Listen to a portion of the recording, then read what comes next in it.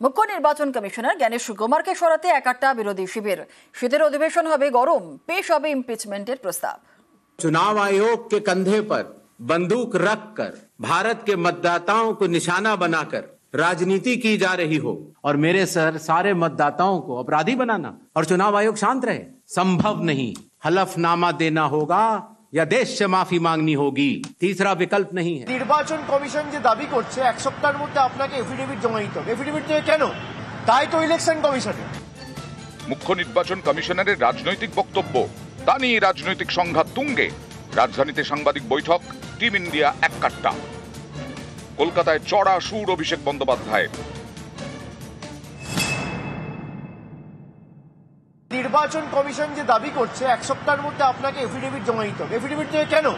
তাই তো ইলেকশন কমিশনে।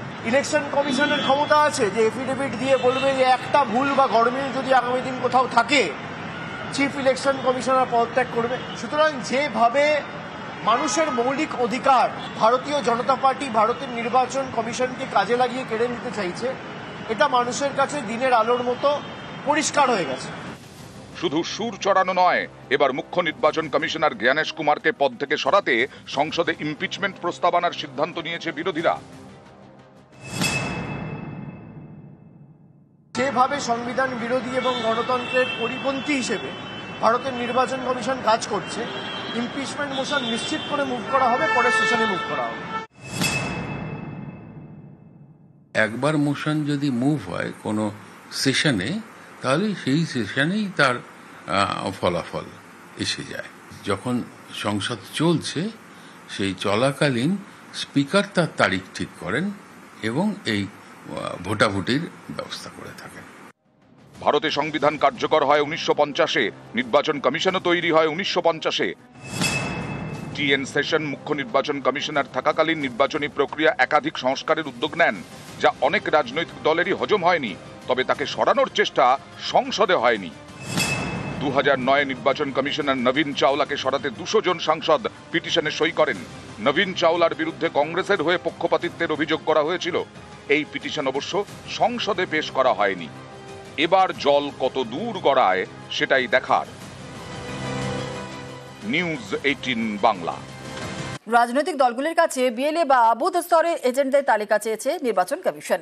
কমিশনের এই নির্দেশকে চ্যালেঞ্জ করে কলকাতা হাইকোর্টের তৃণমূল। তাদের প্রশ্ন, ভোটের 1 বছর আগে বিএলএদের তালিকা কেন চাইছে কমিশন? এই নিয়ে গরম রাজনীতি।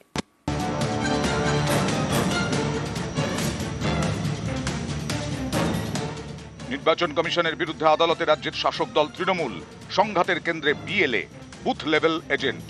আগামী বছর পশ্চিমবঙ্গে বিধানসভা নির্বাচন, তার আগে এ রাজ্যে এসআইআর বা ভোটার তালিকার বিশেষ নিবিড় সংশোধন করার প্রস্তুতি নিচ্ছে নির্বাচন কমিশন। সম্প্রতি মুখ্য নির্বাচনী আধিকারিকের দপ্তর থেকে চিঠি যায় রাজ্যের রাজনৈতিক দলগুলির কাছে। চিঠিতে মুখ্য নির্বাচনী আধিকারিক মনোজ আগরওয়াল লেখেন, প্রতিটি বিধানসভা কেন্দ্রে বুথ স্তরের এজেন্ট অর্থাৎ বিএলএ নিয়োগ করতে হবে রাজনৈতিক দলগুলিকে। এজেন্টদের নামের তালিকা জানাতে হবে নির্বাচন কমিশনকে। এই নির্দেশ চ্যালেঞ্জ করে কলকাতা হাইকোর্টে মামলা করলেন তৃণমূলের প্রাক্তন রাজ্যসভার সাংসদ শুভাশিস চক্রবর্তী। মামলাকারীর প্রশ্ন, ভোটের 1 বছর আগে কেন বুথ স্তরের এজেন্টদের নাম প্রকাশ করা হবে? সাধারণত ভোটের 7 দিন আগে বিএলএদের নাম চাওয়া হয়। জনপ্রতিনিধি আইনের বাইরে গিয়ে এই কাজ করা হচ্ছে। এদিন শুনানির শুরুতে বিচারপতি অমৃতা সিনহা বলেন, এটা তো শুধু তৃণমূলের বিষয় নয়, এই নির্দেশ তো সব রাজনৈতিক দলের ক্ষেত্রেই প্রযোজ্য। জবাবে মামলাকারীর আইনজীবী অর্ক নাগ বলেন, বাকিরা হয়তো মেনে নিয়েছে, তৃণমূল তাদের সমস্যার কথা জানাচ্ছে। এখন ইলেকশন কমিশনের তো ক্রেডিবিলিটি শূন্য হয়ে গেছে, বিজেপির প্রতিনিধির প্রতিভূ হিসেবে কাজ করছে। তা ইলেকশন কমিশনকে একটা লিস্ট দেওয়া মানে তো সেটা আলটিমেটলি বিজেপির হাতে চলে যাওয়া। নির্বাচন কমিশনের অধিকার নেই, তার কারণ নির্বাচন কমিশন নিরপেক্ষ নয়। যদি এখন নিয়োগ করা হয় তাহলে নামটা প্রকাশিত হবে, নামটা প্রকাশিত হলে তারা অসুবিধায় পড়তে পারে। সাধারণভাবে ভোটার লিস্টের কাজ হলেও বুথ লেভেল অফিসার তাদের নিয়োজিত হয়, এর মধ্যে নতুনত্ব কিছু নেই। বরং তৃণমূল কংগ্রেস অন্য দলের বিএলএ কে জানলে তার উপরে চাপ সৃষ্টি করে, খুব ভয় পাচ্ছে কিছু তৃণমূল।